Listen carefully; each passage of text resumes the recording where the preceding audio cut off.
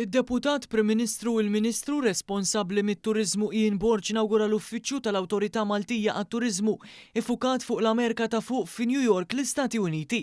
L-uffiċċju l-ġdid se jopera fil-missjoni permanenti ta' Malta l-Ġnus Magħquda li kienet inawgurata ftit snin ilu fil-qalba ta' Manhattan. Ir-rappreżentanta permanenti ta' Malta għall-Ġnus Magħquda Natasha Meli Dudej u l-Ambaxxatur ta' Malta fl-Istati Uniti Godfrey Schwireb ħadu sehem f'din iċ-ċerimonja flimkien ma' diversi esponenti tal-industrija. Id-Deputat Prim Ministru Ian Borg enfasizza li l-uffiċċju l-ġdid se jkun kruċjali għall-operat tal-awtorità fir-reġjun tal-Amerika ta' fuq billi joffri bażi permanenti għat-tisħiħ ta' relazzjonijiet diretti mal-industrija tat-turiżmu, il-mezzi tal-medja u organizzazzjoni tu individwi oħrajn involuti. Din bla dubju ta' xejn tagħlaq allura ġimgħa mill-aqwa.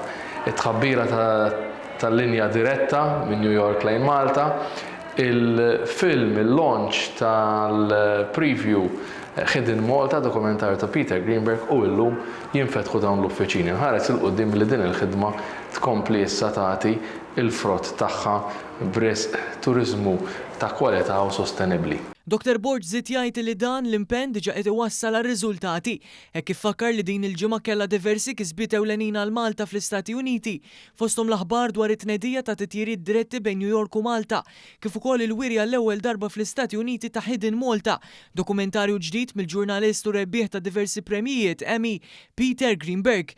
Il-kap eżekuttiv tal-awtorità Carlo Micallef spjega li l-vjaġġ ta' Malta fl-Amerika ta' fuq beda 11-il sen ilu permezz tal-ħatra ta' Michelle Buttigieg biex terġa' tintroduċi lil Malta f'dan is-suq. Ħankomplu naħdmu sabiex is-suq Amerikan lejn Malta ikompli jikber, turiżmu li ħalli iżjed f'pajjiżna turiżmu li rispetta interessat fl-istorja u l-kultura ta' pajjiżna, turiżmu li qegħdin naspiraw sabiex ikollna turiżmu qawwi aħjar għall-ekonomija Maltija. Michelle Buttigieg, ir-rappreżentanta tal-MTA għall-Amerika ta' fuq, tkellmet dwar il-pedament sod illi diġà jeżisti.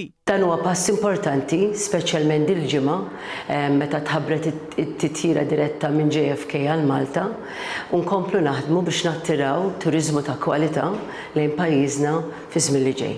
Malta tibqa' impenjata li tattira turiżmu li joħloq valur ekonomiku ogħla għal gżejjer filwaqt li jirrispetta l-istorja, il-kultura u dak kollu li għandhom x'joffru. Dan l-impenn jiżgura li tkabbir fit-turiżmu jkun sostenibbli u jimxi pass pass mal-istrateġija fit-tul tal-pajjiż.